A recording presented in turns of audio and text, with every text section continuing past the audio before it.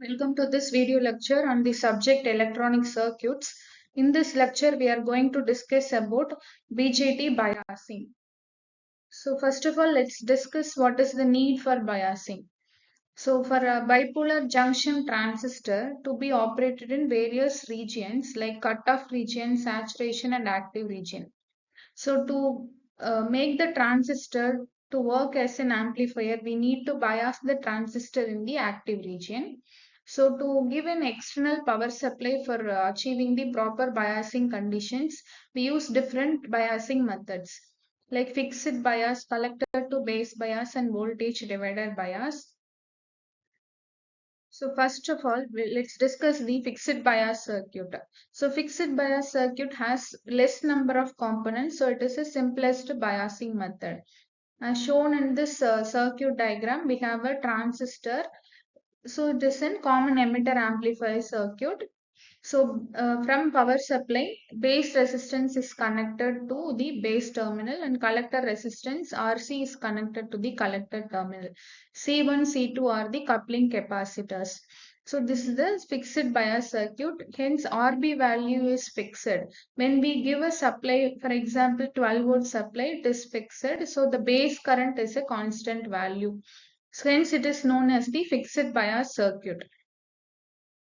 And the analysis for DC analysis of the fixed bias circuit, let's open circuit the capacitance and next apply the KVL to the base emitter loop. When we are applying KVL, we get VCC minus IB into RB minus VB equal to 0.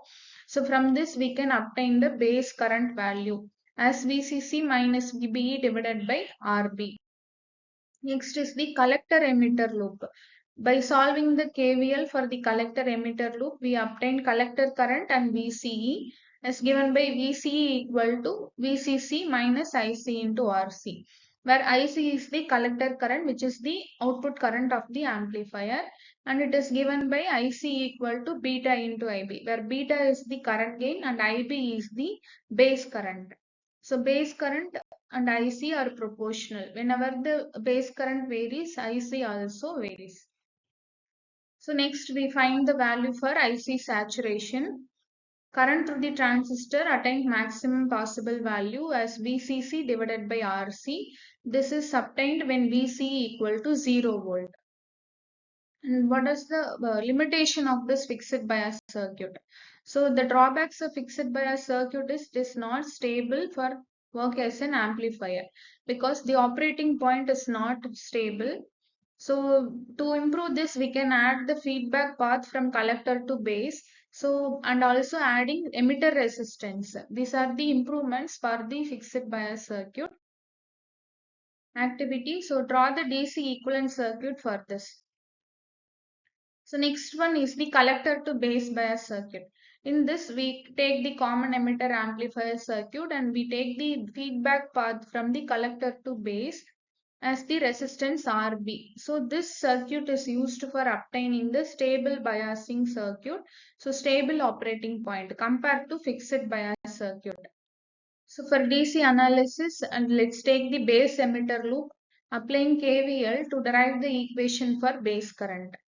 So from this we obtain is VCC minus IC into RC minus IB into RB minus VBE minus IE into RE equal to 0. So in this we have added a emitter resistance.